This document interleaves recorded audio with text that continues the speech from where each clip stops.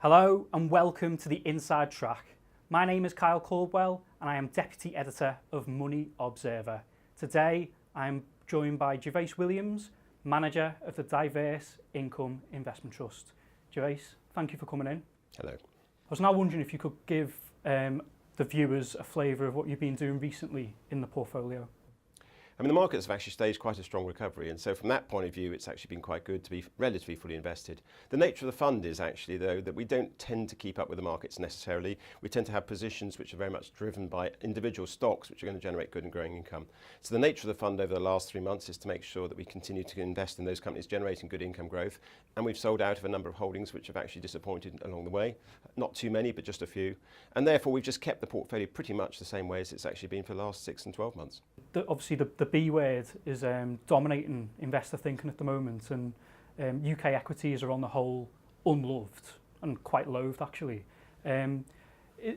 What is your outlook for the smaller UK companies which you tend to focus on? Yes, it's interesting, isn't it? When you look at the current valuations in terms of free cash flow yield in the UK comparing with, say, the US, because of the uncertainty about Brexit, you do find a lot of UK quoted companies are standing at less demanding valuations. That's true particularly of smaller quoted companies, particularly some of those with income generating aspects, not growthy.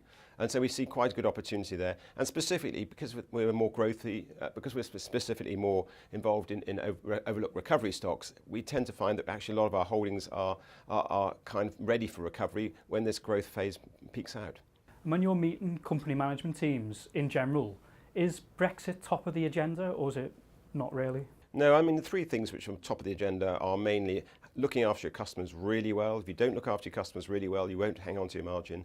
Looking after your staff really well, getting them motivated, making sure you're getting the best out of your staff. And finally, of course, how much cash you have to invest to get some cash payback and generate that dividend growth. Those are the three top areas. Of course, Brexit affects that, but so does the slowdown in China. So does worries about interest rate rises if they come. And finally, I was hoping you could highlight a particular stock that has caught your eye at the moment. Yeah, so a good example of a kind of stock which is in the portfolio is smart metering systems. This is a company which is clearly involved in installing smart meters. It involves quite a lot of capex. Once you put the meter in, you tend to get a long-term cash payback. There's been a big push in getting smart meters installed, so they're very busy at the moment. But as this cash has been invested, it's generating a return. As that return comes through, we've got a small yield, but we expect it to grow quite handsomely over the next few years and drive the dividend growth which we see in the rest of the portfolio. Gervais, thank you very much for your time. Thank you very much.